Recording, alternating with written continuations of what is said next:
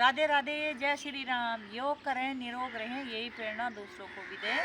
Guys, जब हम ना रात को सोए रहते हैं, सुबह उठते हैं, हमारे शरीर में आलस आता है, अकड़न जकड़न आ जाती है। पूरा शरीर आलस के मारे उठने में थोड़ा सा उठने में अकड़न जकड़न, नस नाड़ियाँ सुनी रहती है। और जैसे कि हम उठते हैं, उठ के अपने बिस्तर में ही हम कुछ कर सकते हैं आसन, जैसे कि तितली आसन। तितली आसन बटरफ्लाई बोलते हैं, उसमें बटरफ्लाई करें और तितली आसन करें।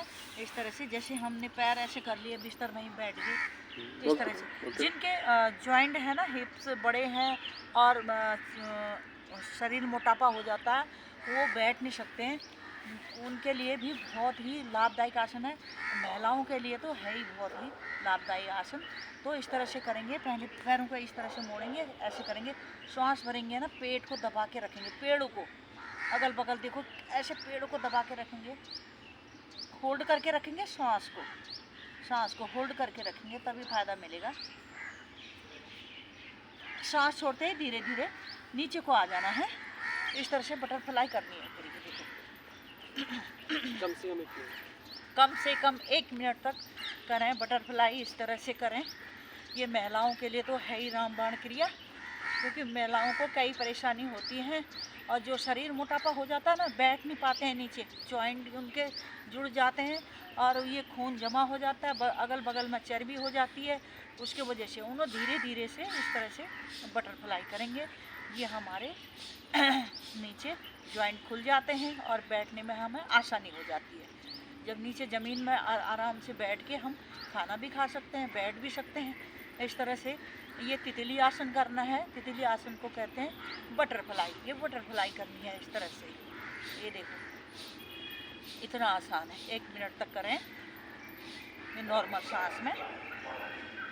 आपके जो हिप्स जॉइंट खुल जाएंगे। अब जैसे हिप्स जॉइंट खुल जाएंगे, इस तरह से फिर हम इनको ना थोड़ी थोड़ी करके इस तरह से नीचे को इस तरह से दबाएंगे, क्योंकि जॉइंट खुल जाएंगे हमारे, नीचे बैठने में आसानी होगी।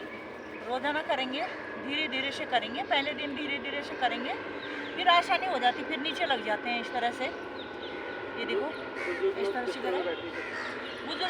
बुजुर्ग लोगों को काफ़ी दिक्कत होती है नीचे बैठने में, वो धीरे धीरे से आराम से अपने बिस्तर में बैठ के करें। कितना अच्छा आसन है। फिर हाथों को इस तरह से नीचे ले जाएंगे, पन्नी की तरफ। श्वास भरेंगे, गर्दन को इस तरह से सीधी लाएंगे। ये देखो, इस तरह से होल्ड करके रखेंगे, सीधा देखेंगे, गर्दन को सीधी रखेंगे, वापस आएंगे धीरे धीरे से, एक बार फिर जाएंगे आगे को, होल्ड करके रखेंगे।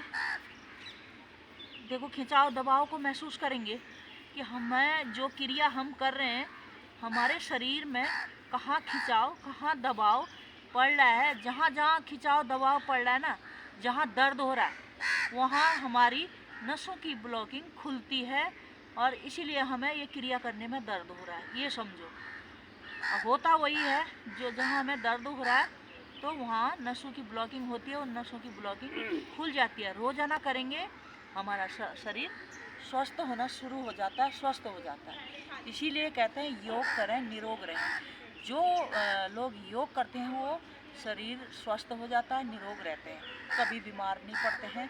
बीमारी आती भी है तो इतना दबाती नहीं है, वो स्वस्थ हो जाते हैं। इसीलिए धीरे धीरे से अपना शरीर को स्वस्थ बनाएं। और बटरफ्लाई बहुत ही लाभदायक आसन है। बटरफ्लाई कोई भी कर सकता है, बड़े बुजुर्ग करें, बच्चे करें, छोटे बड़े करें, इससे हमारा शरीर फ्लेक्सिबल हो जाता है।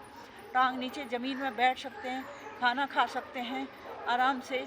ज़मीन में बैठने में लोगों को परेशानी होती है, देखो उनके घुटनों में, पिंडलियों में कितना दर्द होता है। गाइस, मैंने एक एक वीडियो डाली है हर चीज़ में। घुटनों का जिनको दर्द है, घुटनों की क्रिया करें, पेट की क्रिया करें, सर की, सर्वाइकल की करें, हर चीज़ की एक एक वीडियो डाली है। गाइस, वीडियो देखें, इस तरह से करें, लाभ आएगा आपके शरीर में, शरीर स्वस्थ हो जाएगा।